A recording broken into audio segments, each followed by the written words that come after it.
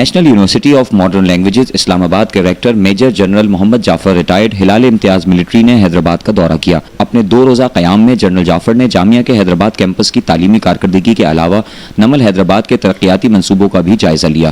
حیدرآباد آمد پر regional director اور عملے نے ان کا استقبال کیا۔ ریجنل ڈائریکٹر نے انہیں جامعہ حیدرآباد کیمپس پر تفصیلی پریزنٹیشن دی۔ ریکٹر جامعہ میجر جنرل محمد جعفر نے تعلیمی اور متعلقہ سرگرمیوں میں حیدرآباد کی کارکردگی کو سراہا۔ انہوں نے اس امر پر اطمینان کا اظہار کیا کہ کووڈ-19 کی وبا کے باوجود نمل حیدرآباد میں نہ صرف تعلیمی سرگرمیاں آن لائن جاری رہیں بلکہ طلباء کی تعداد میں خاطر خواہ اضافہ ہوا۔ اس وقت جامعہ نمل حیدرآباد میں management sciences, media and communication studies, computer sciences, انگریزی اور مبادیات تعلیم میں ڈگری پروگرامز کے علاوہ چائنیز، کورین، فرینچ، انگریزی، ترکی سمیت دیگر زبانوں کی تعلیم دینے کا سلسلہ جاری ہے۔ دورے کے پہلے روز جنرل جعفر نے کوثار کیمپس کا دورہ کیا، جہاں انہیں جاری تعمیراتی کام پر بریفنگ دی گئی۔ علاقے سے رکن قومی اسمبلی صابر قائم خانی، میونسپل کمشنر فاخر شاکر اور حیدرآباد ترقیاتی ادارے کے ارکان کوثار کیمپس کی مجوزہ جگہ پر موجود تھے۔ ریکٹر نے کیمپس کے طور پر جگہ کے انتخاب کو بھرپور سراہا اور اس کی جلد تعمیر کا یقین دلایا۔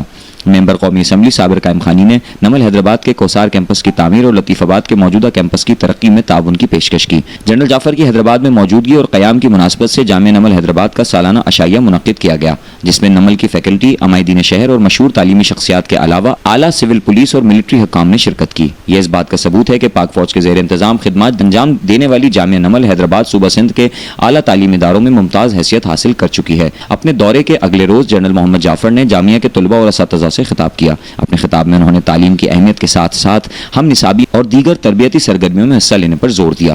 انہوں نے بالخصوص اساتذہ کو یاد دہانی کروائی کہ ان کے کاندھوں پر مستقبل کے معماروں کے حوالے سے بھاری ذمہ داری عائد ہوتی ہے۔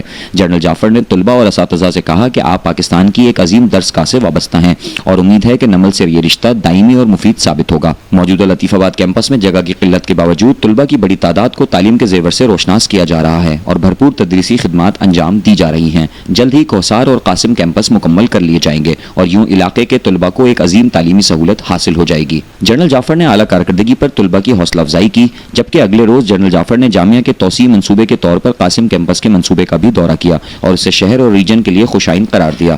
جنرل جعفر سے ملاقات کرنے والوں میں شیخ الجامعہ Sindh doctor Siddiq Kalhoro, vice chancellor Mehran university doctor Taha Sacharvi, vice chancellor Sindh زرعی یونیورسٹی ڈاکٹر فتح مری، بانی vice chancellor government college university doctor Nasir Uddin Sheikh, مختلف جامعات کے شعبہ جاتی ڈینز، 7 ڈیولپمنٹ اتھارٹی کے ڈائریکٹر جنرل غلام محمد قائم خانی، ہاٹی کے صدر اور معروف تاجر رہنما Adeel Siddiqui, Hyderabad chamber of commerce کے صدر Faizan Elahi, Hyderabad information and software houses ہائشہ کے حسن سید، ہائی ایسٹ کے کرنل خالد خان اور دیگر اہم تعلیمی شخصیات شامل تھیں۔